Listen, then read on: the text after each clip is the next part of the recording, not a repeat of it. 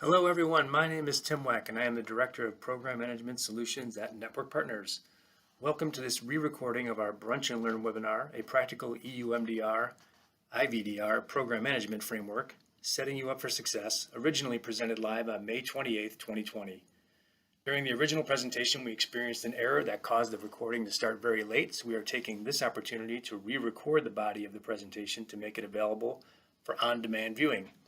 In the original version, I was joined by my colleagues Lon Goldbaum, Chris Heckert, and Nicholas Warner, who are pictured on this slide for question and answers at the end of the webinar, but unfortunately this discussion is not included in this re-recording.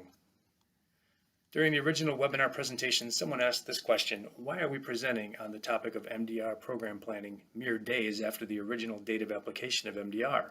After all, many companies have been working on their EU MDR and IVDR compliance efforts for years, so this topic does not seem timely.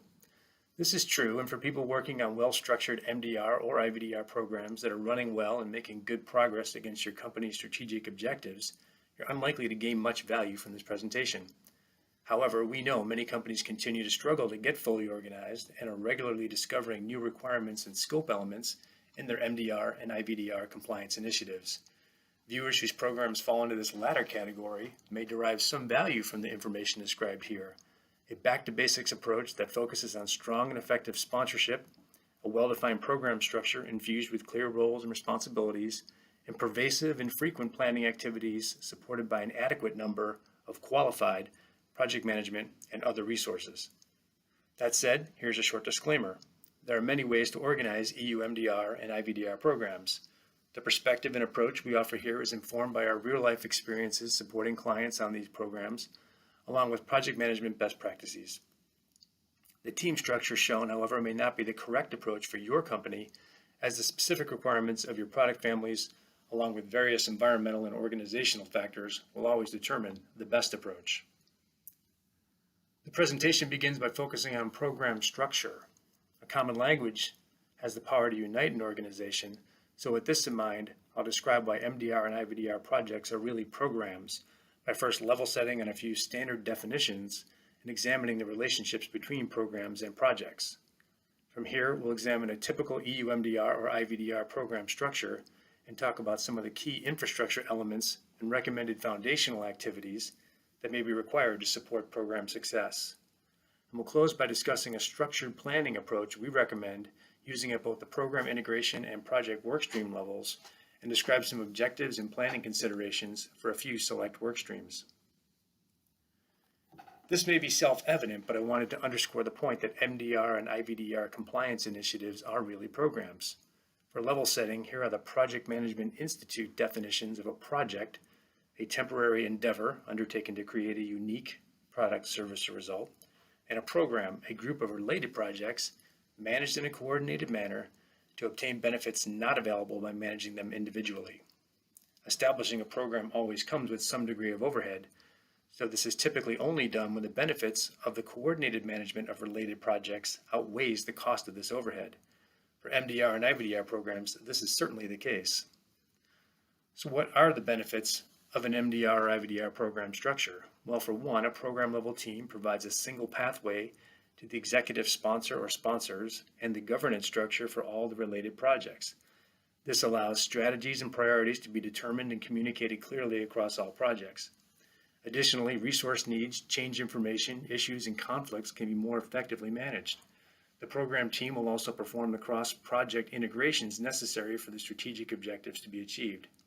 The team does this by managing the many interdependencies between project work streams, by allocating resources across the program, and by assessing the ripple effects of any changes proposed by a related project team. Finally, the program team can help ensure a consistency of approach and deliverables through harmonization, which can support improved planning and communication throughout the program. Almost as a side note, very large companies with multiple divisions may need to add a portfolio layer for additional control. This layer is often structured as a project management office or PMO model. Again, PMI defines a portfolio as a group of programs and projects managed as a group to achieve strategic objectives. Where a portfolio layer exists, the executive sponsorship and governance structures may be incorporated at this level, Otherwise, these will typically reside at a layer above the program team. Graphically, the relationships between the portfolio or governance level, the program team, and the related workstream project teams are shown here. For the sake of simplicity, in the remainder of the presentation, I'll focus on the case of a single program team underneath a governance layer. The information on the right-hand side of this slide describes the roles and flow of information from the top down. The governance layer sets policies and determines strategy. They provide oversight and fulfill the traditional role of the project sponsor, providing resources and support, making decisions, and removing roadblocks to resolve issues and any conflicts between objectives. The program team, in turn, delivers all the benefits that were previously described. The information on the left-hand side shows the flow of information from the bottom up, primarily status reports, change requests, issues, and risks, as well as the benefits delivered by the program team and its related projects to the organization. Here's another graphic showing the organization of a typical EU MDR or IVDR program team. The work streams shown are common for most programs, but specific work streams may vary by company. For example, there may be multiple related technical remediation work streams. Some companies with many reusable instruments may create a work stream to review and verify the cleaning and sterilization instructions associated with these devices. Other companies may choose to include a separate work stream dedicated to the remediation of risk management information, depending on how well that information is typically done in their company. EU MDR and IVDR programs are very complex. There are many cross-functional resources involved, which are often a mixture of internal and external personnel. A high level of uncertainty, although this is slowly improving, and multiple interdependencies among the various work streams, a small sample of which is depicted by the arrows in this graphic. This view shows the program organized as a team of teams. The takeaway here is that several dedicated project managers are needed across the program to effectively plan, monitor, and control the work of the program and all the various workstream project teams. Additionally, we strongly recommend the inclusion of a separate project coordinator role at the program team level. For many companies, the integration of schedule and status information, along with the monitoring of resource allocations across the program, is very challenging and time-consuming. Dedicating someone to this task frees up the bandwidth of the program leader to operate more strategically, which ultimately provides the program with better monitoring and control. It also increases the likelihood that unintentional resource over-allocations, which can threaten the efficient progression of work, are detected early so they can be addressed. So where do you start? Here are a few things that should already be done or already have been done to set your program up for success. Communicate with your notified body and understand any specific guidance they have. Identify your data. Many companies struggle with this, particularly those that have grown by acquisition and may have multiple, sometimes conflicting data sources. Gather your master data and identify your sources of truth. Understand your in-scope products and their owners, as this is not always clear. Review classifications and determine conformity assessment routes. Analyze current sales data. This information is critical for clearly defining the business case for the overall program in terms that will allow it to compete effectively for limited resources against other strategic initiatives. This data is also an important input into any product rationalization decisions. Examine the existing tech file structure and consider if there are opportunities for consolidation. Establish or refine your project collaboration environment and know how you will store, share, and maintain information and deliverables internally across the program and with third parties. Map the supply chain to visualize manufacturing, importer, and distributor relationships and identify the primary points of contact for the program team at each of these entities. Conduct various gap assessments to better understand the full scope of work that will be involved. This is often the first step for several of the work streams, but it can be done now if it was never completed up front. Last but not least, identify any infrastructure improvements that may be necessary to support the success of the program. Where required, these could be projects in their own right, which will need to be coordinated with the program, further adding to complexity.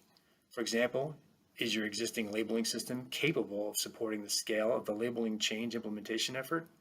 What solutions are being considered for publishing EIFUs and uploading data into UDIMED? How will you share required technical documentation with the necessary economic operators?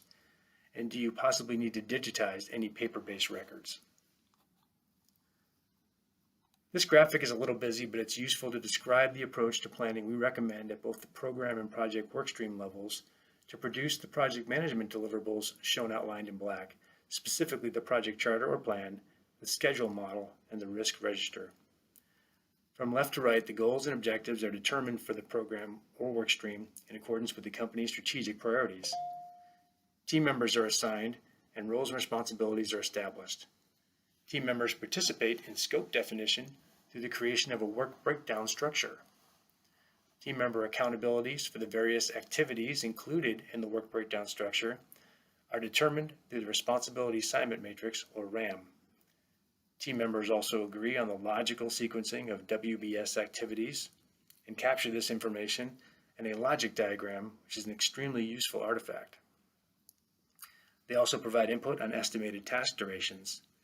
Information from the logic diagram, the responsibility assignment matrix, and the task estimates are consolidated into the schedule model, which is typically a Gantt chart. From this model, the milestone list and critical path is derived. The project risk register is created by analyzing activities along or near the critical path to identify opportunities for things to go wrong. In parallel with all this activity, additional stakeholders that may be impacted by the project are analyzed, and a plan for engaging and maintaining communication with these people are developed. Much of this information in the dashed circles, including the goals and objectives, team roles and responsibilities, scope description, stakeholder lists, communication plan, and milestone list, are documented in the project charter or plan document. Once the project charter and schedule model have been initially improved, they should be subject to formal change management going forward. As we close out, I wanted to share the high-level objectives and some specific planning considerations for a few select project work streams, which are highlighted in this graphic. Product rationalization. The main objective of the product rationalization work stream is to potentially limit scope by removing products where the cost of qualifying them is greater than the value they provide to the organization. EU MDR and IVDR programs also present many opportunities for companies to potentially streamline their operations, and this is one of those areas. For example, companies that have grown through acquisition can use this opportunity to remove redundant products from their portfolios. This workstream in particular has many stakeholders, including sales, marketing, customer service, supply chain, operations, and regulatory. Some clear guidance should be developed to facilitate decision-making regarding obsolescence. A decision to remove a product from distribution to consider impacts on existing tender agreements and whether the product is also used in any kits. The team should also determine if products will be removed from global distribution or the EU market only. Finally, if the organization does not already have a process for obsoleting products in a controlled manner, one should be developed and implemented up front. Quality management system and business process updates. The objective here is straightforward: to close any known gaps in the quality management system and to update the QMS to reflect any new processes or process changes that are being introduced. This is one of the work streams where an upfront gap assessment is useful to catalog current shortfalls that may potentially exist. Process change visibility can be a challenge as multiple work streams like post-market surveillance, UDMED, etc. may introduce these process changes. The program integration team can help identify and communicate quality management system changes across the program. Also, don't forget training requirements for new procedures. Finally, it may be necessary to plan for increased internal audits as new processes are introduced in order to verify compliance with the new procedures. Clinical evaluation reports. This workstream also has a straightforward objective: to ensure clinical evaluation reports, or CERs, are updated to be compliant with MedDev 2.7/1 Rev 4. This standard also provides helpful guidance for performance evaluation reports under the IVDR. One of the biggest considerations for this workstream may be resources, as specialized resources in the form of qualified authors and reviewers are needed. For this reason, many companies outsource this activity. CER and PER reports are large and time-consuming to generate, though, so they can be very expensive, especially for more complex devices. Program teams should budget for this activity accordingly. Skilled CER practitioners can often identify opportunities to streamline the scope of this workstream by grouping product families, but this activity will require coordination with the technical documentation workstream. The use of a standardized approach and deliverable templates is highly advised. And finally, it's important to note the development of the various CER deliverables requires inputs from complaint data, risk files, and other sources, as well as an upfront agreement on search terms. For budget efficiency, it's best practice to ensure this information is located and readily available before engaging too deeply with third-party contract resources. The primary objective of the technical documentation workstream is to create clear, organized, readily searchable, compliant technical documentation that contains all the required elements. This is yet another workstream where upfront assessments are useful to determine technical documentation gaps that must be closed. For companies with many technical documents, these updates may be prioritized, taking into consideration regulatory deadlines, older legacy products, and higher classification products that may require more time to remediate. Before starting, you should establish a compliant technical document format and ensure it is reflected in your quality management system.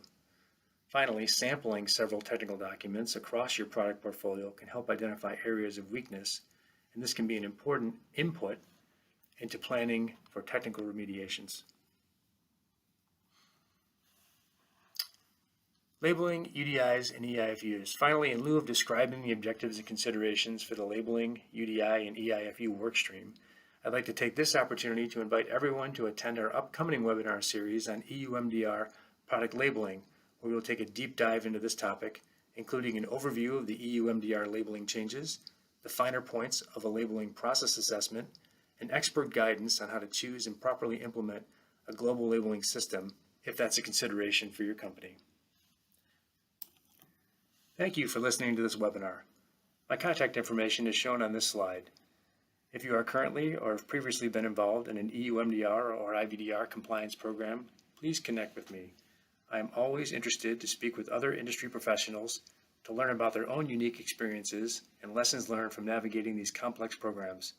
Thank you again, and have a great day.